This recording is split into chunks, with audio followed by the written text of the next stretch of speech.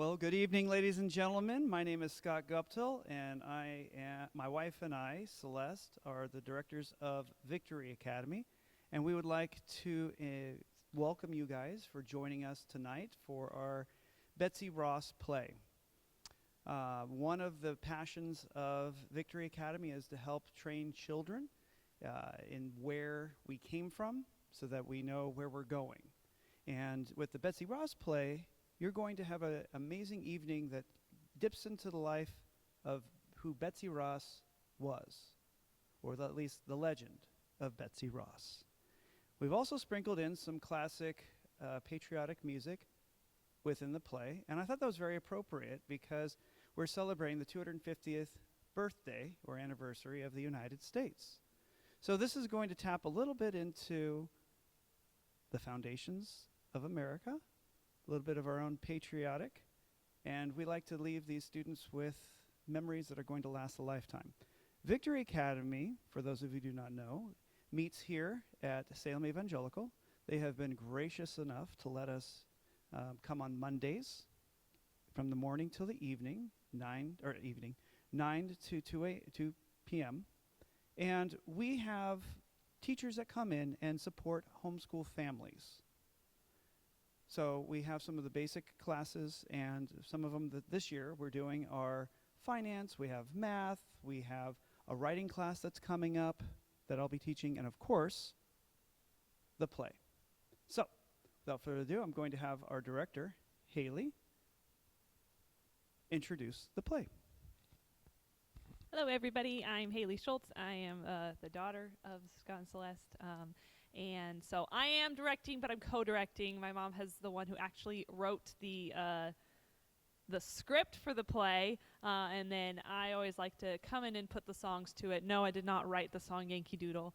But you'll see there's a few changes to the words. So most of these kids, I think there's a few of them have been in a play before, but I think the coolest opportunity I see for what Victory Academy has is if they sign up for this class.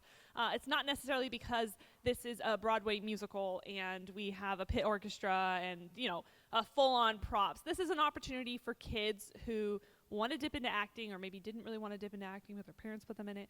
Maybe they dip into a little bit of singing, but they're not really into choir, but now they're stuck doing it, and it gives them out of their comfort zone. So it's just been really cool to see a lot of people who the first day of the play came in, and it was kind of like, a play, we're gonna sing, and now they're like excited, or I can see really nervous behind the stage as I'm talking to them. And so just thank you for having your kids get a chance to be involved in this. I love being involved in musical stuff, and I think it's just so good for kids, even if they aren't a pro or aren't someone who's gonna do this for the rest of their life, that they get an opportunity. So with that, we're gonna start off our production here, The Legend of Betsy Ross. And I hope that you learn a lot about Betsy Ross. I learned a lot, and also just enjoy watching your kids perform.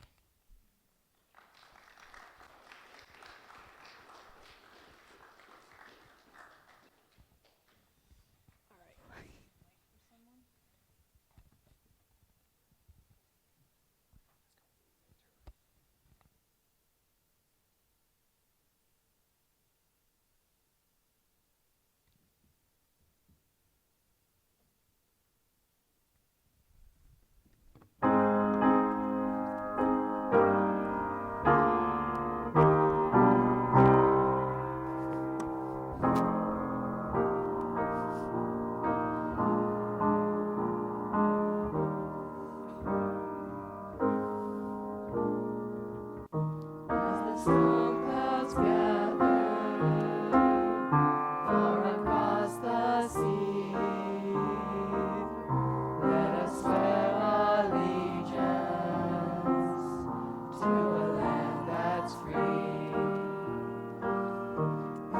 All be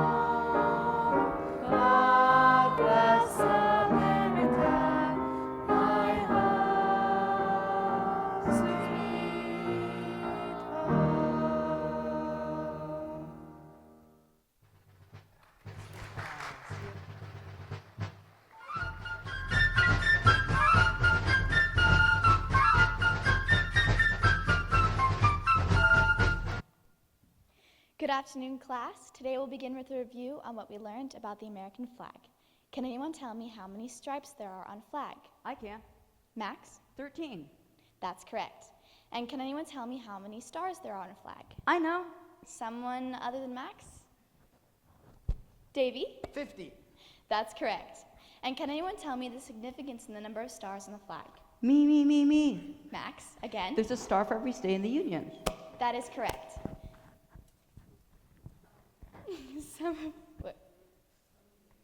Some of you have been paying attention. Now, can one of you please share the legend of the United States flag? The legend behind the flag begins in June 1777. A brave young wife named Elizabeth, fondly referred to as Betsy, was widowed and running an upholstery business. Can anyone tell me what an upholsterer does? Jeff? My mom liked to own a couch, so we had it reupholstered. They covered the couch in new fabric and made it look new again. That's correct. Now, upholsterers in colonial America worked covering furniture, like your couch, but did all manner of sewing work, tapestries, and included making flags. Now, we know she went to church with the Washingtons, but as the legend goes, she was approached by General Washington to make a new flag for the new country. What might have been a reason she wouldn't have wanted to share about this meeting publicly? There's so much tension between the British and the colonists. She might have kept it for safety to keep it a family secret. That is a possibility. Years later, she would often tell her friends and family of a fateful meeting that happened late in May 1776. Now we call it a legend because we have no evidence to support the story. Can anyone share the way it was retold by her grandson? Jeff? 3 members of the secret committee from the Continental Congress came upon her and asked her to sew the first flag. George Washington at the time was the head of the Continental Army. Good answer.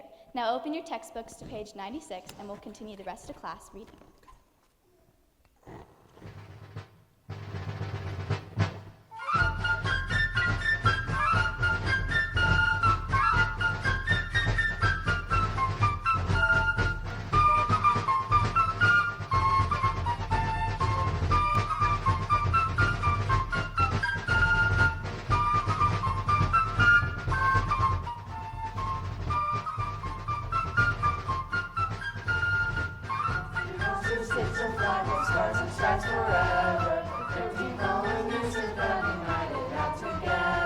Betsy made the banner bright with needle, thread, and vision, the symbol of our freedom's fight and patriotic mission. Raise the flag of Betsy Ross, a Yankee Doodle Dandy. Freedom's colors wave for you, our nation strong and steady.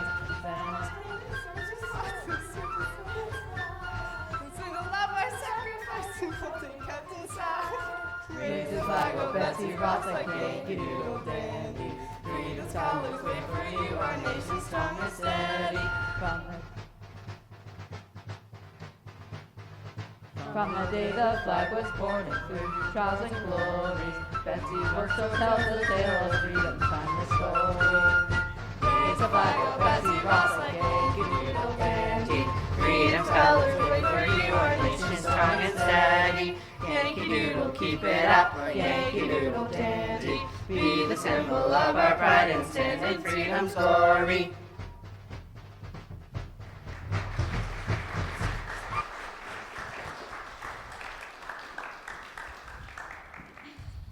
You will come to class tomorrow prepared with an oral presentation on the flag we now pay allegiance to. Class dismissed.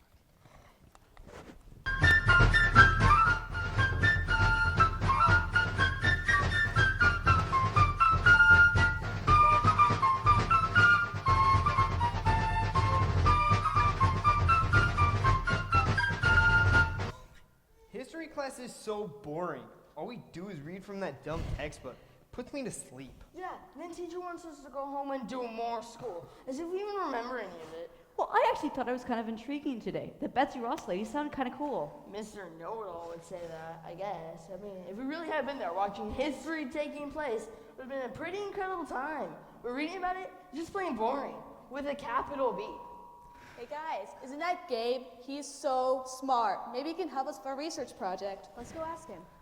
Hi, Gabe. Are you all set to write your paper for history class tomorrow? Well, actually, I'm going to do some additional research. That's great. We need some help with ours too. Maybe we can research together. I'm not so sure about that. I kind of have a secret research technique. I'm not sure I want anyone else to know about it. Oh, come on. We all have to finish this by tomorrow. And So we might as well help each other out.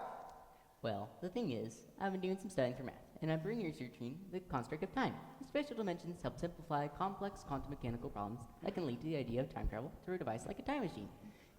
I've learned it's been used in recent experiments to simulate quantum phenomena I and... have no idea what you're talking about. And what it has to do with Betsy Ross or the American flag. Well, there's this hypothetical concept that you can move backward or forward through time in a physical sense with devices like a time machine, and... And what? I think I figured out how to make it work. That's crazy. That only happens in the movies. Here, I'll show you. I start by putting in the time and date, then I add the additional research things I'm researching, and then I press a button like this.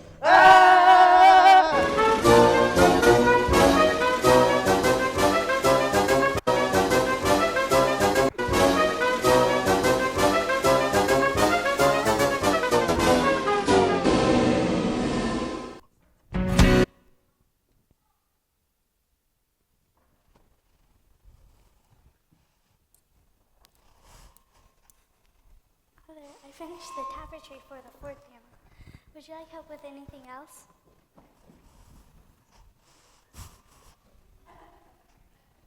Hello, are you Mrs. Betsy Ross? Well, I once was known by that name. Since then, I've been married twice. My new name is Mrs. Claypool. This is my daughter, Clarissa. How do you do? Whatever may I help you with? If you're looking for a tailor, there's one 2 doors down that can help you with some decent clothes. Well, that's awful nice of you, but we were actually learning about the American flag, and we heard you sew the first one, and I was wondering if you also designed it. Mother went to church with General and Mrs. Washington. They both worshipped at Christ Church right here in Philadelphia, and her pew was right next to theirs. Yes, my daughter is correct. He had often been over to our home on friendly visits, as well as on business. It was I who embroidered the ruffles on his shirt bosoms and cuffs. He came over with a few gentlemen from the Continental Congress and brought a rough design of the flag. We deliberated for a while, and I made a slight suggestion. You see, the original flag had a 6-pointed star. I simply took my sewing shears and demonstrated how to cut a 5-pointed star with a single snip. I'll show you if you follow me to my workstation. Now, I fold the star like this, and then, give me 1 second.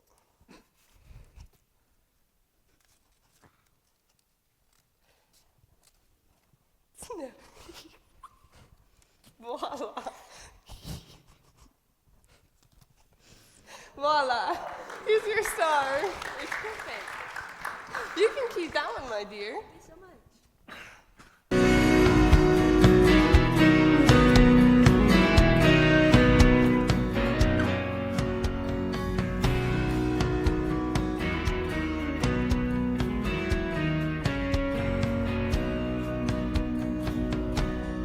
Betsy's room, star held in my hand. From long ago, the story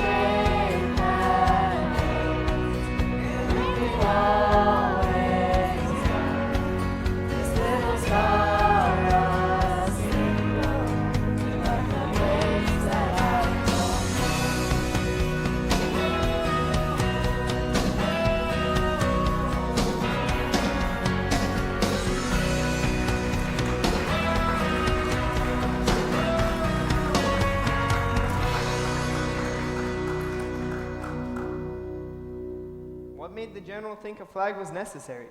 Didn't the country already have a flag? Well, at the time, we weren't one country yet. There were still many colonies. Several colonies had adopted flags, and the militias used many different flags. King George III was ruling over the colonies, and many of them had come from Britain, so many of the colonists still considered themselves royal subjects of Britain. Being brought up Quaker, I was taught not to engage in such activities, but my husband and I knew we needed to defend the land we came to love or lose it altogether. So we talked it over, and I made the flag and handed it over to General Washington soon after. What an honor. You must have been so proud. Well, at the time, I didn't really say anything. It was a dangerous time for me to be getting involved, you know. I was risking a lot if anyone knew what I was up to. It wasn't something to be taken lightly. Adopting a flag was a sign of allegiance, and making the flag was in defiance of my Quaker ways. So it was a risk politically, but also religiously, as it went against the conviction of my upbringing and many of us in Philadelphia. Wow, so you have to keep it secret. That's exciting. Well, I suppose that could seem that way to you, but for me, it took courage. For years, I've only shared details of that fateful day to close confidence. That sounds like a frightening time to be alive. In many ways, it was. You see, children, we entered into the war so naive. Liberty sounded so virtuous and so necessary. On January 1st, 1776, the Continental Forces the colonies had formed an army and placed responsibility under General Washington. On New Year's Day, they laid siege over Boston, which had been taken over by the British Army. What's a siege?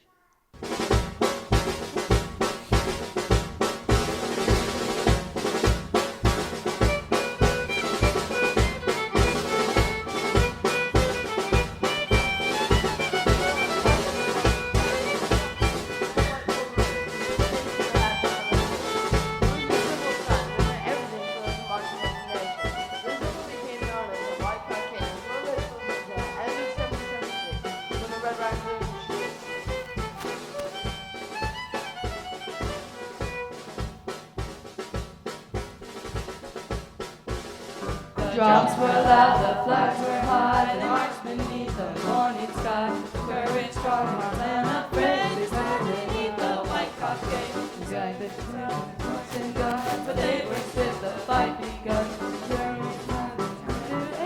Loyal to the white cockade. Hurrah, hurrah for liberty, we fight to make our country free. We to rule our county fair, beneath the white cockade. Citizens across the field, with hope and courage as their shield, together the cause that freedom is, until they march and win. Hurrah, hurrah for liberty, we fight to make our country free. We to rule our country fair, beneath the white cockade. Hurrah, hurrah for liberty, we came to keep our country free. We got the flag that Betsy made, and stand beneath the white cockade.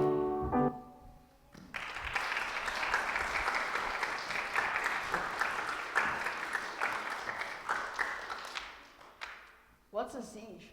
Don't you remember learning about this in history class? It's a tactic used to force surrender by surrounding a town and cutting off essential supplies inside.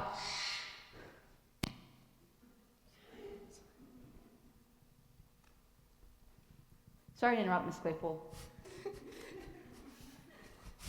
In Boston. Sorry. Okay. Well, in Boston, on that very New Year's Day, those who supported Britain had been circulating a recent King George speech that offered the Continental Forces favorable terms if they would surrender. So when General Washington ordered the Grand Union flag to be hoisted above the base at Prospect Hill, these loyalists were convinced the flag had convinced us all into surrendering. They were convinced that the Grand Union flag was a sign of allegiance to King George. Oh my, what a mistake to make.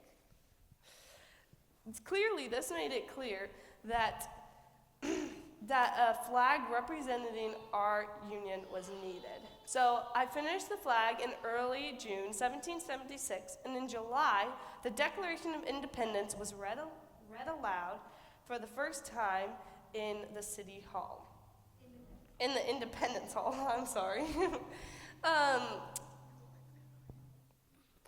Bells tolled throughout the town, heralding the birth of a new nation. Through much suffering and pain, we fought for that independence to completely sever ties with Britain. I myself lost 2 husbands to that war. Excuse me, Mother, but what time did you say Mr. Cox is coming? Oh my, look at the time. I'm sorry, children. I'd love to talk more, but I have a business to run. It was nice meeting you all. Feel free to come again anytime. But maybe I do suggest seeing a tailor to get yourself some decent clothes next time you're in Philadelphia. Thank you, ma'am. Yes, thank you, Gavin. Goodbye.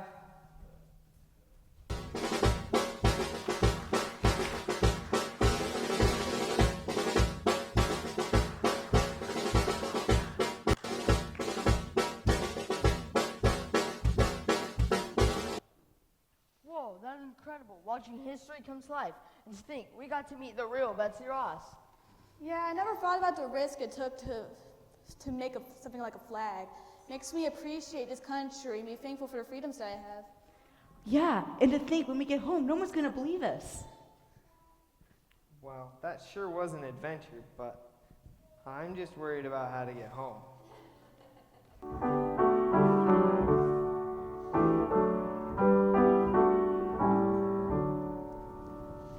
My country, 'tis of thee, sweet land of liberty, of thee I sing.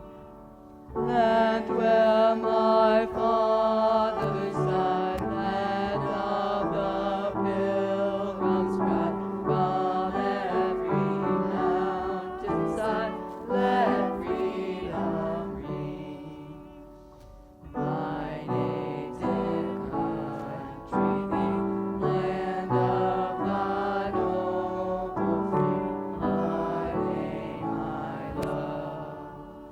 I love thy rocks and hills, thy woods and temple hills. My heart with rapture thrills like that above. My mother's God to thee, author of liberty, to thee we sing. May your land be bright, Lord, freedom's holy light. May you take us by the night, may God our King.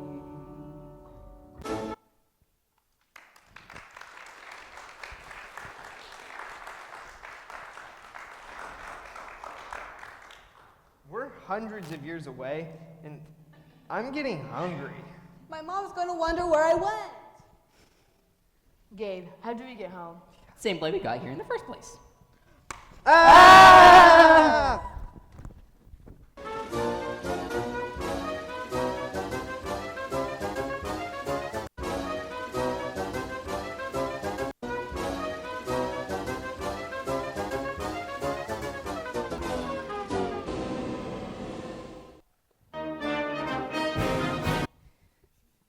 Good afternoon, class. I hope you've all come today prepared with an oral presentation on the flag we now pay allegiance to. Who would like to go first? Max? Well, we kind of altered a group presentation. Is it all right if we present together? I look forward to hearing your research.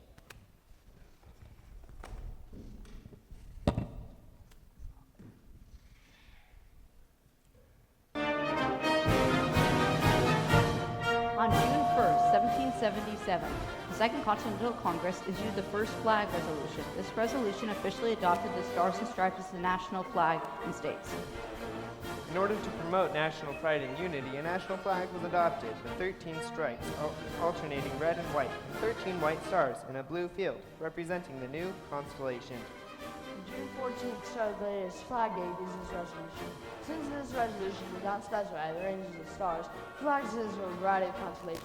The Betsy Ross flag ranges the stars in a circular pattern. Betsy Ross was born on January 1st, 1752. In Philadelphia, Pennsylvania. Ross was the ninth of 17 children, although due to a large childhood illness, only 9 survived childhood. She wants herself from a great aunt named Sarah Elizabeth Anderson, who only had a son. She only had a slipper, a star with a silver slip. Polly was a Quaker from immigrated from England in 1860. She was schooled at a Quaker school, but then she was apprenticed as an upholsterer. According to Betsy Ross's dates and sequence of events, the Congressional Committee called upon her at her shop, and after the Revolution, she committed to work in the upholstery business and even made American flags for over 50 years. She was later credited with designing and creating the first United States flag. Clarissa Claypool was Betsy Ross's daughter and a flag maker with her mother. After she passed, Clarissa took over her upholstery business, and they continued making flags for many more years. Well-known nicknames for a flag include the Stars and Stripes, Old Glory, the Star Spangled Banner, and the Red, White, and Blue. The Pledge of Allegiance and the holiday Flag Day are dedicated to it. The number of stars on the flag has increased whenever a new state joins the Union. The last adjustment was made in 1960 following the administration of Hawaii. Prior to the Civil War, the American flag was rarely seen outside military forts and governmental ships. This changed following the Battle of Fort Sumter, and is seen across northern cities, which spurred a wave of flag mania. The Stars and Stripes, who had no real place in public conscience, suddenly became part of the national identity.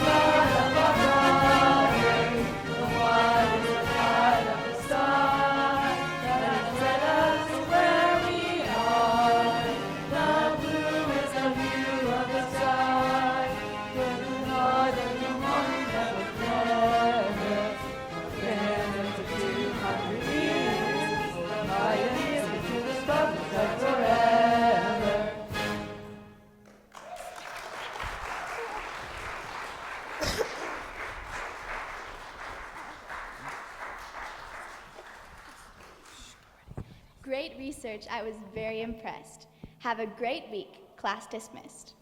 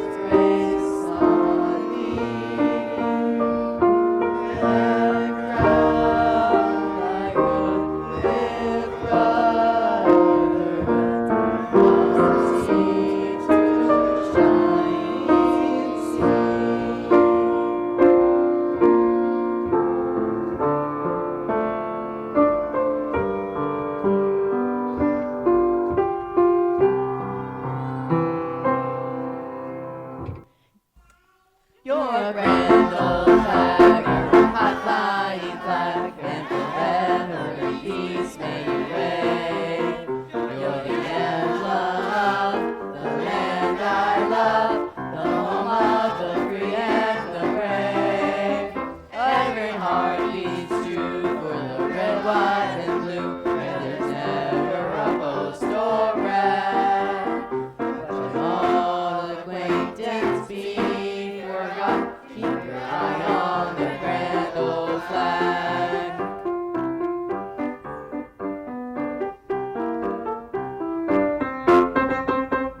You're a grand old flag, you're a high-flying flag, and forever in peace may you reign. You're the emblem of the land I love, the home of the free and the brave. Every heart beats true for the USA. This is the place where I belong.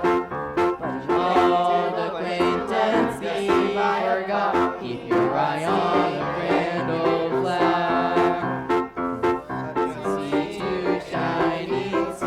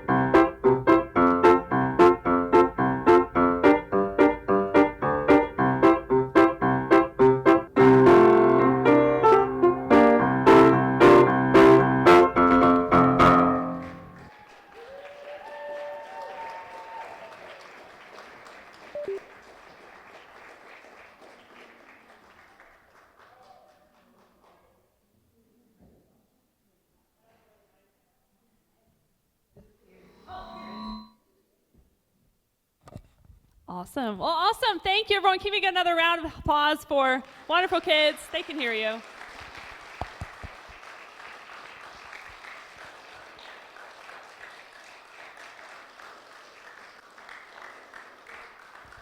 Awesome. Well, thank you all so much for coming. Thank you for having your kids get a chance. If your kids are not in this, thank you for coming and attending. And just thank you so much for supporting Victory Academy and pursuing better education for all of our kids. Thank you. And they should be able to just come out here, so you should wait for your kid, and then they'll be here eventually.